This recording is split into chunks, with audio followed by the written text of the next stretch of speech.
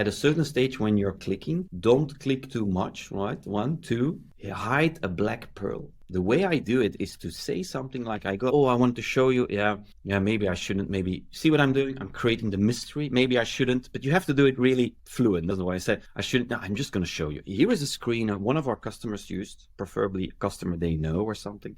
I'm just going to show you one feature. This thing, click, this one thing, this one single thing, only that made them gain 10% more revenue. See what I'm doing? I call it a black pearl. So I tell them something which is a mystery, which is hidden. It's just one feature, but I'm doing the whole suggestion that imagine you have everything, right? How much will it bring you? And if you just stick to that for demos, you will win. I wish somebody would have told me this 20 years ago, that sales is actually extremely simple. You only have 3 options. You're either too early, you're either perfect on time, or you're too late. Let's ignore the too late. I think most prospects you'll talk to, you are too early in the process. But yet all the sales gurus and information and training, I used to buy all these trainings, they're always geared around the what do you say when you're perfect on time. Now here is an answer for that.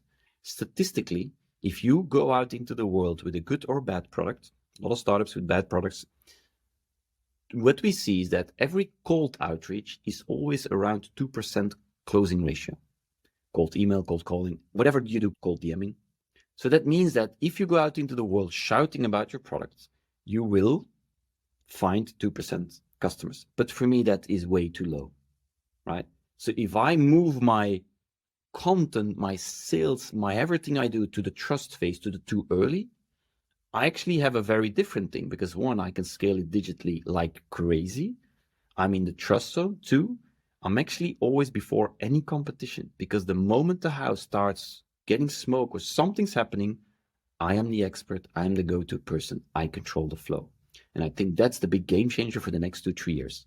For me, affiliate marketing is a very interesting way approaching because you can actually build larger audiences and different audiences. And that's why I think affiliate marketing is absolute key. You need to do it. There are many versions of how to do it and figuring out where would you match and all of that. From a SaaS point of view, it lowers your cost of acquisition very quickly, because investors look into cost of acquisition, the famous CAC. It's like one of those topics that will happen. So for me, if I need to explain it, it's 1, scale into other audiences, also credibility into other audiences, which is a shortcut to trust, by the way. And 2, it lowers your cost of acquisition, which, it makes absolute sense, right? But managing it takes a while to get used to it. And it also takes a while to get to trust the affiliates.